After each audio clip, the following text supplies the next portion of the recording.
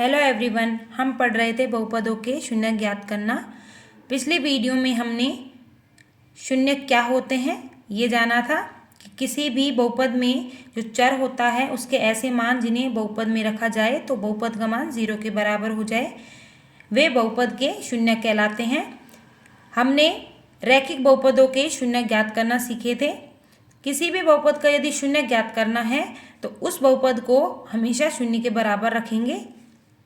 आज की इस वीडियो में हम द्विघात बहुपदों के शून्य ज्ञात करना सीखेंगे। यहाँ पर यह द्विघात बहुपद है, यह टी चर में है, इसके हमें शून्य ज्ञात करने हैं। तो शून्य ज्ञात करने के लिए इस बहुपद को हम 0 के बराबर लिखेंगे।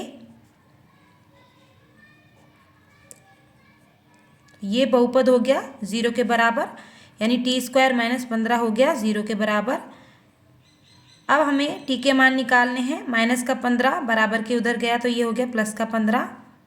0 में 15 जोड़ा तो हो गया 15। यहाँ पर वर्ग दिया गया है, स्क्वायर है, इसे हटाएंगे तो इधर लगेगा वर्गमूल, और वर्गमूल के साथ दो चिन्ह लगेंगे प्लस और माइनस। एक बार हम लिखेंगे t बराबर प्लस का √15 और एक बार लिखेंगे t बराबर माइनस का √15। t के ये दो मान इस बहुपद के शून्यक है। यहाँ पर दो घात का बहुपद है इसलिए शून्यक भी 2 होंगे। जितनी घात का बहुपद होगा शून्यक भी उतने ही होते हैं। इसे हम एक और उदाहरण से समझते हैं। जैसे ये उदाहरण है, x चर में द्विघात बहुपद दिया गया है हमें।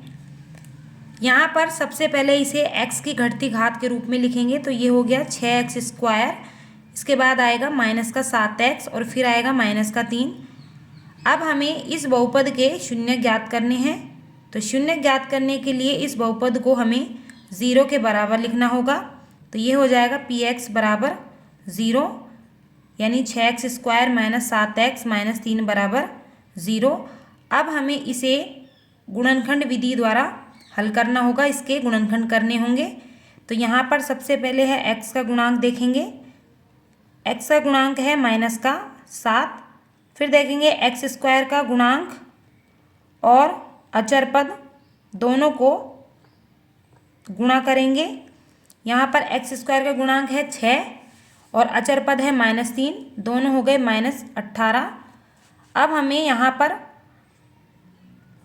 -18 के ऐसे दो टुकड़े करने हैं, यानी -18 को ऐसी दो संख्याओं में विभक्त करना है जिनका जोड़ -7 हो। तो ये हो गया माइनस का 9 और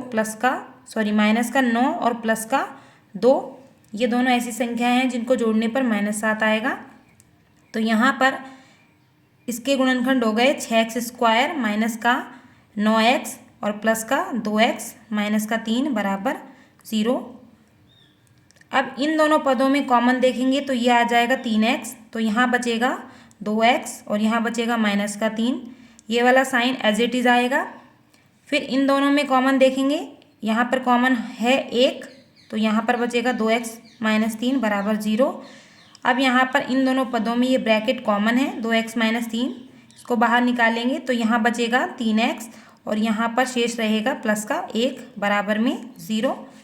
इसके बाद हम या तो 2x - 3 को 0 के बराबर लिखेंगे या फिर 3x + 1 0 के बराबर हो जाएगा। तो यहाँ से x का मान निकालेंगे, माइनस का 3 बराबर के उधर गया तो ये हो गया प्लस का 3, और यहाँ पर x के गुणा में 2 है, ये जाएगा भाग में, तो ये हो गया 3/2। यहाँ पर भी हम x का मान निकालेंगे, 3x प्लस का 1 उधर गया तो ये हो गया माइनस का 1। x के गुणा में 3 है, ये जाएगा भाग में। तो यहाँ पर x के दो मान आ गए हैं, इस बहुपद के शून्यक हैं। इस तरह से आज की वीडियो में हमने द्विघात बहुपदों के शून्य ज्ञात करना सीखे। जितनी घात का बहुपद होगा शून्यक भी उतने ही होंगे। इसी तरह आप मेरी वीडियोस देखते रहिए। यदि चैनल को सब्सक्राइब नहीं किया है तो सब्सक्राइब कीजिए। Thanks for watching.